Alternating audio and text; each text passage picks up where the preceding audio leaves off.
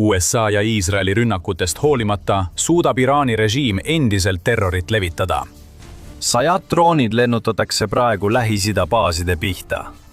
Kuid ootamatu osaline on just mängu sisenenud. Ukraina on siin, et lõpetada Iraani terror ning on selleks ühendanud jõud USA ja Lähis-Ida riikidega. Kõigepealt Venemaa, nüüd Iraan. Ukraina lasi käiku futuristliku relva, mis lõpetab Iraani droonide nuhtluse. Mis see relv on? Tõrjedroonid. Ukraina on kuulanud USA ja Lähis-Ida riikide üleskutseid, keda mõjutab Iraani vastulöökoperatsioonile Eepiline raev ning on astunud samme. Ukraina tõrjedroonid saadetakse Pärsia lahe piirkonda ja neid kasutatakse Iraani poolt oma paljude vaenlaste pihta saadetavate šahiidide peatamiseks. Kes neid droone saab? Ameerika baasid Lähis-Idas, Jordaanias ja võib-olla saadame ka Saudi Araabiasse, teatas Zelenski, arutades Ukraina uut lepet USA-ga.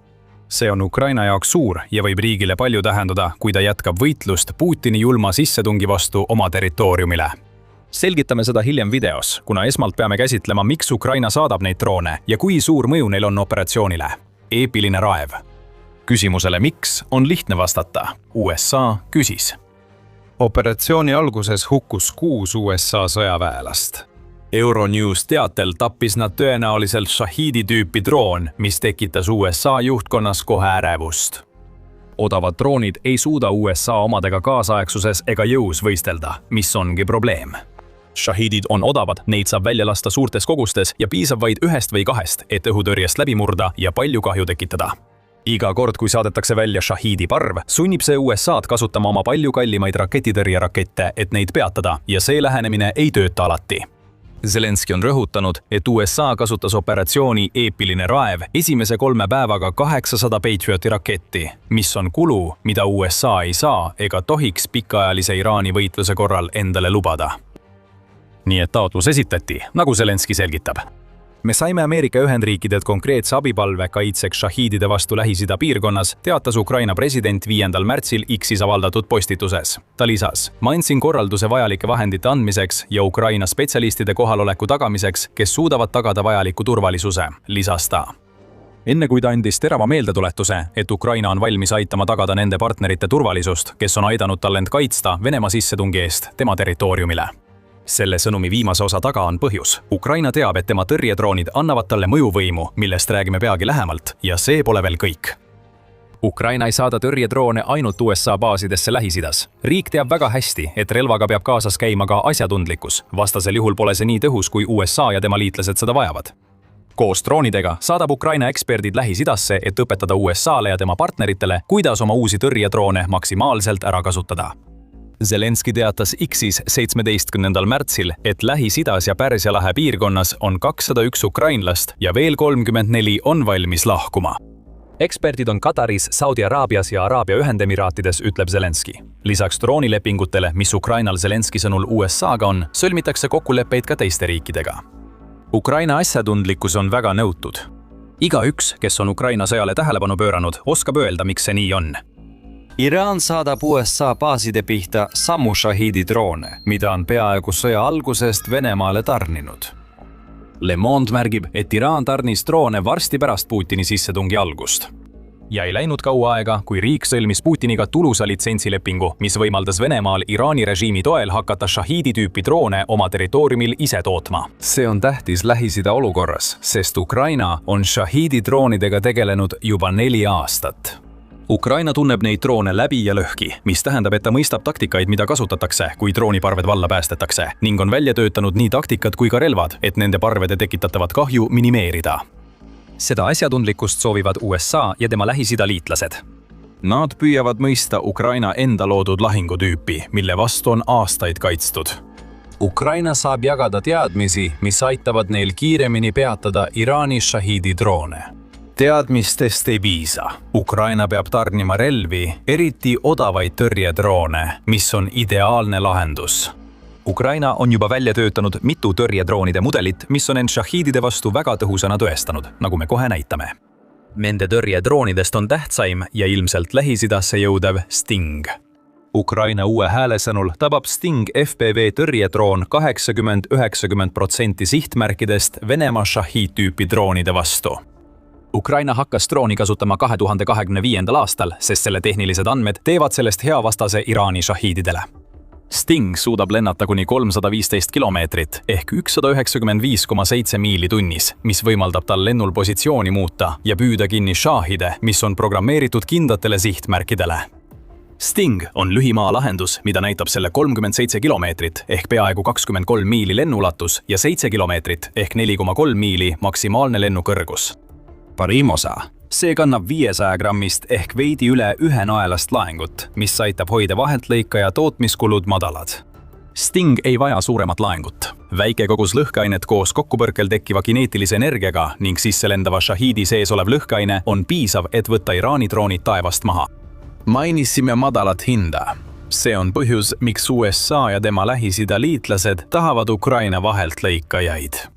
Selgitan väikese stsenaariumi abil. Iraan tulistab taas šahiidi droone Ameerika baasi pihta. Iga droon maksab Iraanile $20,000–50,000, mis on sõjalises mõttes väike summa. USA reageerib, tulistades Patriot-rakette droonide tabamiseks. Iga sellise raketi ehitamine maksab USA-le umbes $4 miljonit. Oletame, et parves on 5 Iraani drooni, mis on suhteliselt väike arv. See maksab Iraanile kuni $250,000, kuid USA-le läheb nende tõrjumine maksma jahmatavad $20 miljonit. Isegi kui ükski Iraani droonidest ei taba sihtmärke, sunnib see USA-d kulutama 80 korda rohkem raha, kui Iraanil kulub šahiidide sinna saatmiseks. See on kurnamistaktika, millele Iraan toetub, et survestada USA-d. USA ladudes on ainult piiratud arv Patriot-rakette ja kui Zelenskil on õigus, siis oli USA juba operatsiooni Eepiline raev esimese 3 päevaga välja lasknud 800 neist rakettidest. Ameerika on kulutanud $3,2 miljardit tõrjerakettidele, lisaks muudele Iraani konfliktiga seotud kuludele. See pole jätkusuutlik isegi maailma rikkaima sõjaväe jaoks. Sting tõrjedroon lahendab need probleemid. New Voice of Ukraine ütleb, et Ukraina tõrjedrooni ehitamine maksab vaid $1,000. Reuters hindab selle veidi kõrgemaks, umbes $2,000, mis võib olla Stingi ekspordihind. Kuid nii või teisiti muudab see futuristlik ja nutikas droon ühe USA suurima kuluoperatsioonis, Eepiline raev, selgeks eeliseks. Iraan ei saa enam paremat investeeringutasuvust, kui saadab teele oma drooniparved. Meie stsenaariumis väheneb USA droonide tõrjumise kulu $20 miljonilt $5,000–10,000, mis on $100,000 vähem, kui Iraanil kulub 5 drooni väljalaskmiseks. See on pöördepunkt, mis muudab Iraani võimaliku võidu kurnavaks õudusunenäoks, selliseks, mida Iraan soovis USA-le. Iraani ainus lootus on, et Ukraina tõrjedroonid pole USA jaoks piisavalt tõhusad. See lootus on purunenud, selgitame kohe miks.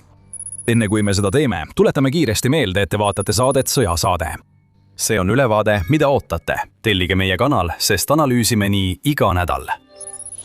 Iraan ei saa palju teha Stingi ega teiste tõrjedroonide vastu. Stingi juhitakse VR-prillidega, mis võimaldavad operaatoril sihtmärke jälgida.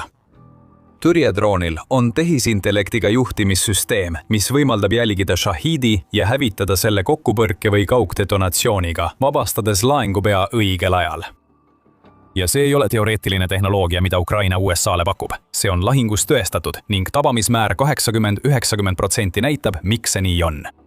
United 24 meedia andmetel moodustavad Ukraina tõrjedroonid nüüdseks 30% kogu riigi õhutõrje tabamustest, seisuga 24 veebruar. See arv suureneb, kui Ukraina toodab rohkem odavaid droone.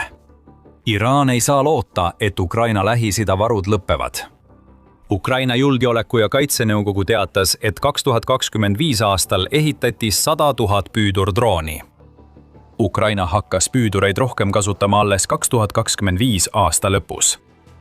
Ukraina teatas, et tema püüdurdroonide tootmisvõimekus on kasvanud 8 korda ja rahastuse korral saab toota 800 000 drooni aastas. Kui USA ja liitlased maksavad püüdurite eest, saavad nad piisavalt, et tõrjuda Iraani šaheedi rünnakuid. Iraani droonistrateegia hävitatakse kohe. Ukraina püüdurdroonide saabudes ja ekspertide abil, kes õpetavad USA-le ja liitlastele nende kasutamist, jälgib Iraan reaalajas, kuidas tema strateegia USA-d suurtele kulutustele sundida on luhta läinud. Sõna otseses mõttes, kui rääkida šahiididest, mis nüüd plahvatavad õhus, mitte aga kriitilistel sõjalistel sihtmärkidel Pärsia lahe piirkonnas. Oota hetk, võid küsida, miks USA üldse vajab püüdurdroone? oled kuulnud protsentidest. Iraani droonirünnakud on pärast operatsiooni algust järsult vähenenud. see on nii, kui USA sõjaminister Pete Hegseth on andnud õiged andmed. Hegseth väidab, et Iraani droonirünnakud on võrreldes algusaegade esimese lainega langenud 95%. USA ja Iisraeli rünnak Iraani sõjalise ja droonitaristu vastu on sellele kaasa aidanud. 95% ei tähenda, et rünnakud on lõppenud. Iraan laseb ikka droone, kuid need meenutavad pigem üksikuid katseid. Me nägime seda 19. märtsil, kui Saudi Araabia teatas, et nende õhutõrjesüsteemid peatasid ja hävitasid 5 Iraani drooni, mis olid teel riigi idaossa ja pealinna Ar-Riyadi suunas. 5 drooni lisanduvad 13 raketile ja droonile, mille Saudi Araabia oli juba kinni püüdnud, mis näitab, et Iraan püüab endiselt droone kasutada kaoseks, kuigi rünnakuid on vähem. Tuletan meelde, mida ütlesime kulude kohta. See rünnak oli 5 drooniga, kuid nende tõrjumine võib traditsioonilise õhutõrjega maksta miljoneid. Miks peaks Saudi Araabia tahtma nii palju kulutada, kui ta saab Shahede alla tulistada püüduritega, mis maksavad vaid murdosa sellest summast, mida muidu kulutataks? See pole rahaliselt mõistlik, olenemata sellest, kui palju Iraani droonitaristut on hävitatud. Kuni Shahedid veel lendavad, on Ukraina tõrjedroonidel väärtus. See väärtus viib meid tagasi varem mainitud mõjuvõimu juurde. Me mainisime ka väga selget punkti, mille Volodõmõr Zelenskõi tõi välja Ukraina liitlaste toetamise kohta, mida ta kinnitas 17. märtsil, kui avaldas, et Ukraina drooniasjatundjad suunduvad Lähis-Idasse. Oleme valmis pakkuma sarnaseid kokkuleppeid kõigile usaldusväärsetele partneritele praktilisest koostööst droonide alal kuni kaitseliitudeni. Keegi ei taha Ukraina sõjas tõestatud jõudu ja võimekust oma julgeolekust välja jätta. See poleks tark, ütles Zelenskõi. Ukraina soovib näidata kasulikkust riikidele, kes võiksid tema võitlust Venemaa vastu rohkem toetada. Ukraina püüab sellest võimalusest maksimumi võtta. 18. märtsi Business Insideri raporti järgi on Ukraina teatanud USA-le ja Lähis-Ida partneritele, et suudab tarnida kuni 1000 tõrjedrooni päevas Iraani Shahedide vastu kaitsmiseks.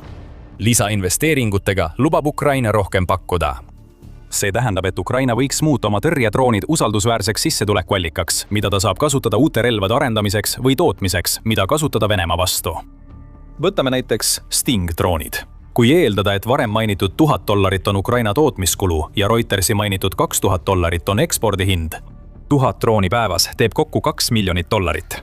Kui Ukraina suudab sõlmida lepinguid, et tarnida sellises koguses droone, arvestamata isegi tootmise suurendamise võimalust, siis see tähendaks $730 miljonit aastas, mida ta võiks teenida oma odavate ja tõhusate tõrjedroonidega. Ukrainal on ka teisi võimalusi. 15. märtsil teatas Reuters, et Zelenskõi ütles selgelt, et Ukraina ei osale otse Epic Fury operatsioonis. Zelenskõi sõnul on tähtsad nii tehnoloogia kui rahastus. Oleme rahastust käsitlenud, kuid Zelenskõi vihjab ka sellele, et ta on valmis vahetama Ukraina droone ja oskusteavet lääne kõrgtehnoloogiliste relvade vastu, mida Ukraina on kasutanud sõjas Venemaaga. Ukrainal on vaja rohkem õhutõrjerakette Venemaa ballistiliste raketirünnakute vastu. Ukraina saaks vahetada tõrjedroone ja muid droone kõige vastu, mida ta ise toota ei suuda, kuid sõjas vajab. See on Ukraina eelis ja tõestab, et pärast 4 aastat Venemaaga võitlust on riik oma mehitamata süsteemide strateegia tõhusust näidanud ning võib nüüd kogemustele tuginedes kindlustada enda ja kaitsetööstuse edu. Ukrainal on siin veel 2 võimalust, 1 Lähis-Ida riikidega, teine USA-ga. New York Times selgitab viimast 9. märtsi artiklis, kus märgitakse, et oma tõrjedroonide andmine USA-le võimaldab Ukrainal koguda hädavajalikke plusspunkte Trumpi administratsiooni silmis, kuna viimane jätkab katseid vahendada rahuläbirääkimisi Ukraina ja Venemaa vahel. See on Ukraina, kes ütleb USA-le, vaadake, te võite meie peale loota, kui teil on abi vaja. See peab midagi tähendama, kui võrrelda Ukrainat riigiga, kes on tugevalt USA ja lääne vastu, hoolimata Putini väidetest. On ka teisi teateid, et Venemaa on andnud Iraanile luureandmeid ja droonitehnoloogiat operatsiooni Eepiline raev ajal, mida Ukraina saaks kasutada, et kahjustada Putini katseid mõjutada USA toetama Venemaad ja selle maksimalistlikke nõudmisi. Sõnum on lihtne. Ukraina aitab USA-d. Venemaa püüab seda kahjustada. Ukraina loodab, et see sõnum ei jää kurtidele kõrvadele. Ukraina on Lähis-Idas end hästi positsioneerinud olulise partnerina riikidele, kellega poleks ilma Eepilise raevu operatsioonita kaitsealast koostööd olnud. The Arab Weekly kirjutab, et Ukraina ei müü vaid relvi Pärsia lahe riikidele, vaid loob sõltuvusi, et saada toetust uutelt partneritelt, keda Putin ei oodanud. partnerlussuhted arenesid juba enne Iraani konflikti. Saudi Araabia andis Ukrainale 2023 aastal $400 miljonit abi. Katar aitas sõja ajal taas ühendada üle 100 Ukraina ja Vene lapse nende peredega, olles madalama taseme vahendaja. Nüüd saab Ukraina kasutada samu argumente ka teiste riikidega, nagu USA-ga. Ukrainal on relvad ja ta on valmis aitama. Venemaa annab Iraanile luureandmeid ja droone, mida Iraan kasutab teie territooriumi ründamiseks. Kumb neist tundub parem partner? Ukraina saadab üle 200 droonieksperdi laheriikidesse, samal ajal kaitstes end Venemaa vastu. Ukraina teeb ohverdusi, et aidata, ja selline käitumine avaldab suurt muljet Lähis-Ida riikidele, kes tunnevad, et nad on tõmmatud konflikti, mida nad ise ei alustanud. Iraanile tuli uudis Ukraina koostööst USA ja liitlastega Lähis-Idas eriti halval ajal. Droonid olid Iraani eelis. Neid hävitatakse nüüd odavate, lahingutes tõestatud tõrjedroonidega, mida saab tarnida suurtes kogustes ning Iraani olukord halveneb veelgi. Tõrjedroonid pole ainus futuristlik tehnoloogia Shahedite peatamiseks. USA-l on laserid. Lisateavet leiad meie videost. Kui video meeldis, telli The Military Show, et jälgida operatsiooni Epic Fury uudiseid. Aitäh vaatamast!